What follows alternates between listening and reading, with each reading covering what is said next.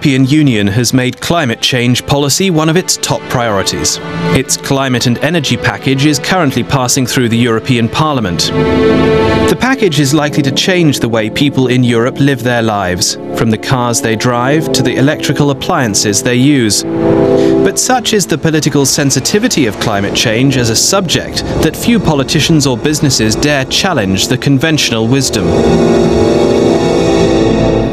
One who does, however, is Roger Helmer, a Conservative MEP who represents the East Midlands of England.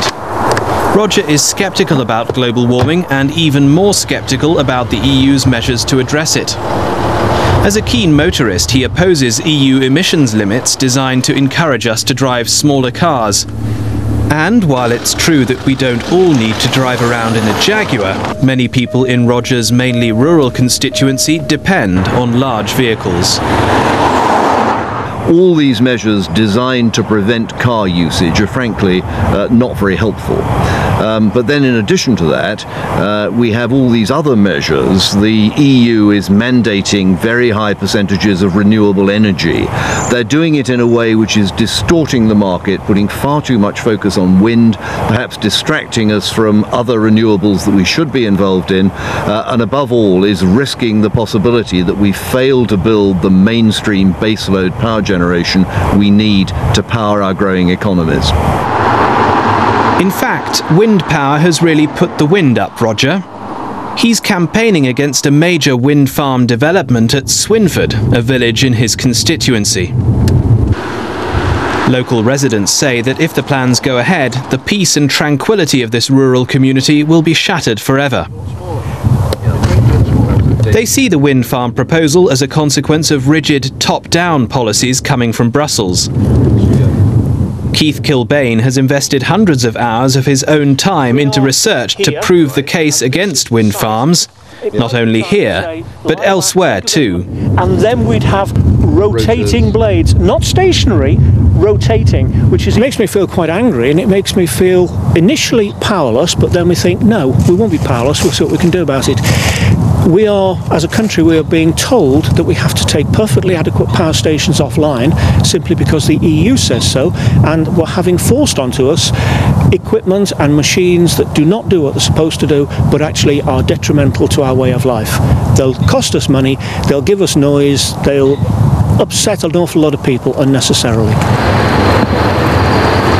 Clearly then, the EU has not won the public relations battle in Swinford.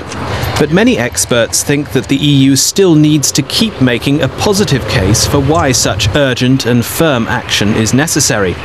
Edward Page is from the nearby University of Warwick. I think it's fair to say that many people, particularly in Britain, find some of these actions to be quite paternalistic. The EU over the last 40 years has been seeing a bit of a whipping boy for any anti-governmental, anti-paternalistic sentiment. But it's important to remember that the costs and benefits aren't only those distributed amongst those who live now in different countries, inside and outside the EU, but also we're talking about costs and benefits for future generations. However, the global financial crisis could force the EU to think again about the speed and scale of climate change policy. MEPs were expected to vote on the climate and energy package before the next EU summit in mid-December. That vote could have sent a powerful signal to the member states. But MEPs can't agree a common position, partly because of the urgency of the financial crisis. So the vote has been postponed to after the summit. Pursuing the adoption of the various measures that are part of the climate and energy package is not part of the problem of the current financial crisis, it's part of the solution. And of course, the climate crisis cannot afford delays. This is also true from the economic point of view. If we delay action, and this has already been widely proven, if we delay action, we risk having to pay a lot more to repair the situation.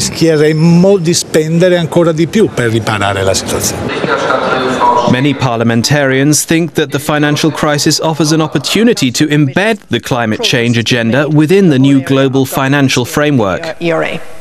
When we talk about various packages, stimulus packages, I think one of the bigger area of stimulus could be in the whole renewable technology, in rolling out of new technology right across the globe. So we have thriving lower carbon economies by the time we get through this financial crisis. But if MEPs are struggling to find a common position, so too are the member states. This was apparent at the European Council in September. Italy's Prime Minister Silvio Berlusconi was among those who raised concerns about pushing ahead so fast with the EU's climate change plans at a time of deep recession. Cristiana Muscardini's party, Alleanza Nazionale, is part of Italy's ruling bloc. I think that Berlusconi is right in saying very clearly that the achievement of a better situation regarding the climate and the environment is a common objective, but that achieving this goal requires gradual changes to address the climate and not penalizing the economy, especially at a time of great crisis that is affecting not only Italy and Europe, but the whole world.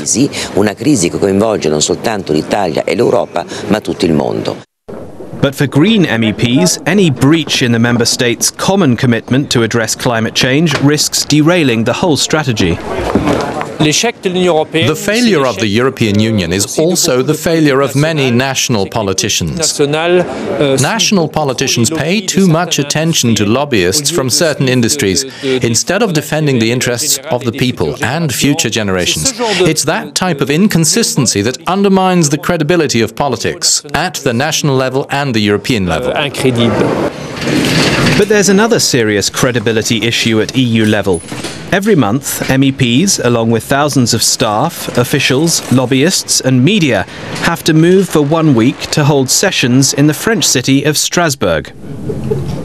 This system is increasingly seen as a symbol of the European Union's double standards on climate change, and not just by Eurosceptics. The cost of that journey is about 200 million euros a year, but the carbon emissions are about 90,000 tons. It's wholly unnecessary. There isn't any practical reason. It disrupts the work of the Parliament. It costs a huge amount of money, and it emits very large amounts of CO2. If we were serious about CO2 emissions, the first thing we should do is actually stop the European Parliament from coming to Strasbourg. Not for the first time, a crisis has disrupted the EU's long-term plans. Much effort is being made to broker an agreement between the Council and the Parliament. The political consequences of failure could be profoundly and permanently damaging to the Union's future ambitions.